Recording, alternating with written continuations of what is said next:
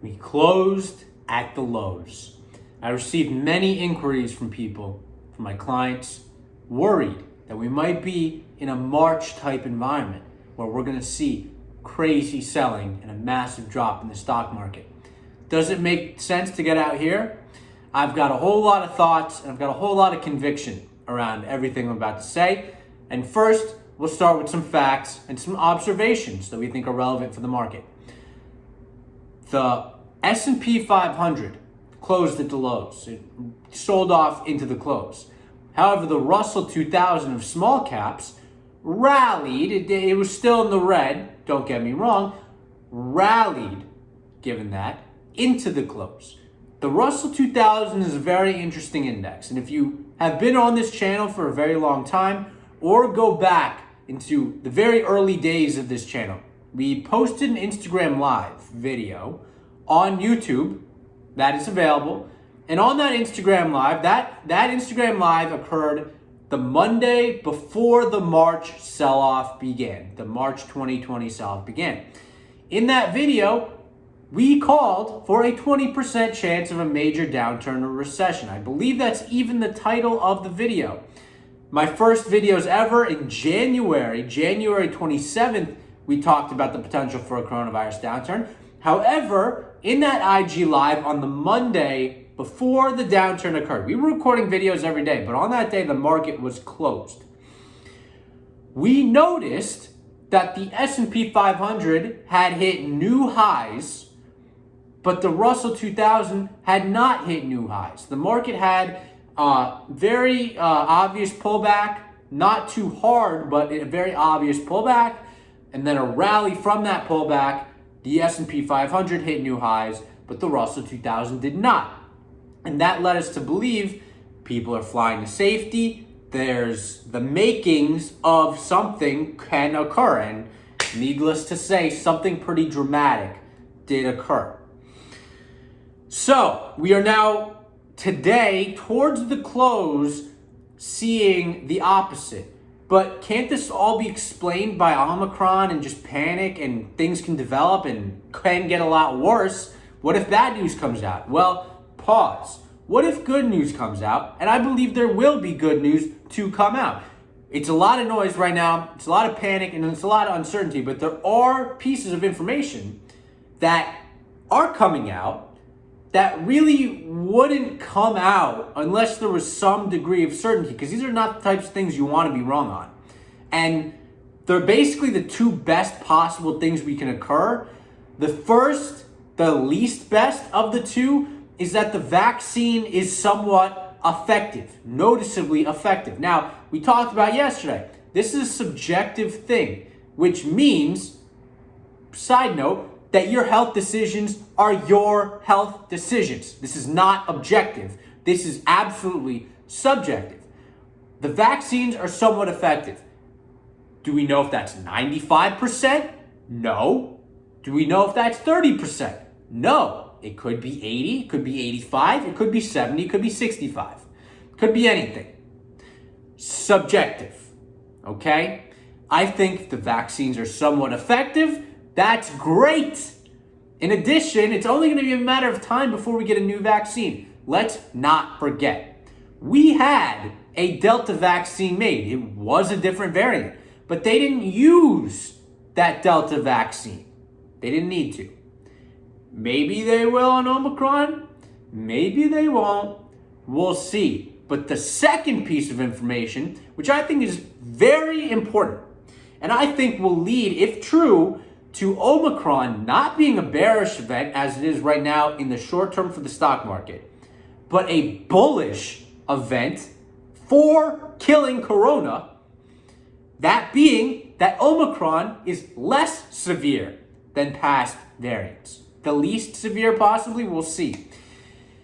If this is the case, it will be in line with what I believe in is obviously shared by some thesis that the ultimate path for the virus is to trend towards less severe and asymptomatic spread. If that is upon us now, we can finally say goodbye to coronavirus, and that is a big weight off the shoulders of the market, and particularly the depressed areas of the market like energy. that are down and highly correlated with coronavirus cases. That leads us into energy. What are we doing here?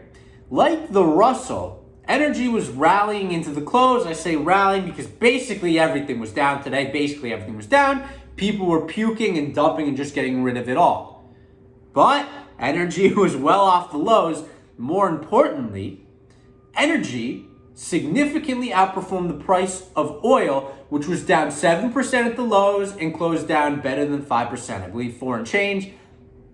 I'm throwing it out for today. I'm not looking at it. I don't even care. Okay? I'm not trying to be arrogant or anything. Why do I not care? Do you remember negative $37 a barrel oil? Even if you weren't focusing on things, maybe you heard that headline.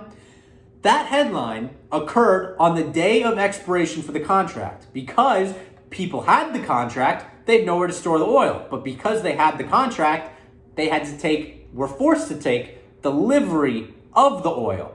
So they paid people to just take it because what are they going to do? Store it at their beach house in the Hamptons? Mr. Hedge Fund Manager? No, right? He can't do that. He's got to get rid of it. The market for oil is not very liquid. The people who actually buy these things to consume them, that would use them not just to speculate, are airlines, electric companies, refineries. They're not buying this stuff, panic buying on the last day, right? They might because it's an opportune sell-off, but that's not what they're doing. They're buying well in advance. They're hedging their risk for rising oil costs. They're not buying on the last day of the contract. So that may have exacerbated the sell-off. There's a bunch of stuff like that going on past couple days. Just BS market dynamics, if you ask me. Again, I don't think the paper traders should exist in the oil markets or the commodities markets overall. They're like commodities. They're, for consumption. There are other ways to benefit and speculate on the price of oil. And I'm sure you can just get some triple leveraged Exxon type position and do okay. Get the same kind of return. But they gotta exist in the paper trader market where they have that unpriced risk of having to take delivery. It doesn't make sense, but they exist. And I feel like we've been pretty good with acknowledging the paper trader and then them, not being around the next couple days after that. We'll see what happens, We got OPEC coming up.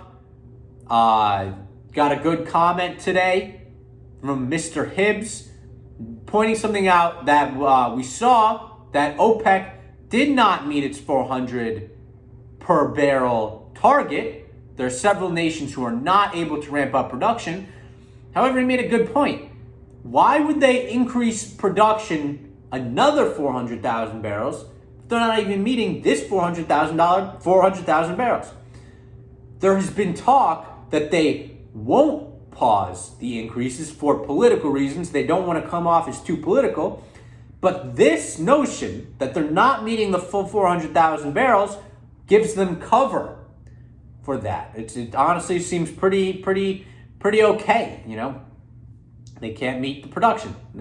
they're increasing, but they can't even meet that. So, hey, United States, you got your own production. What are you doing, Joe Biden? Increasing the price of leases. It just doesn't make any sense. I don't see the benefit, The United States government's going to get like a sliver extra cash at the expense of the United States people. I don't get it. Anyways, we're in optimistic mode right now as the market is in panic mode. We are adding to positions as others are selling them off. We're viewing Omicron as a potentially bullish development as the market is panicking in the uncertainty. We are seeing through the noise and feeling pretty good.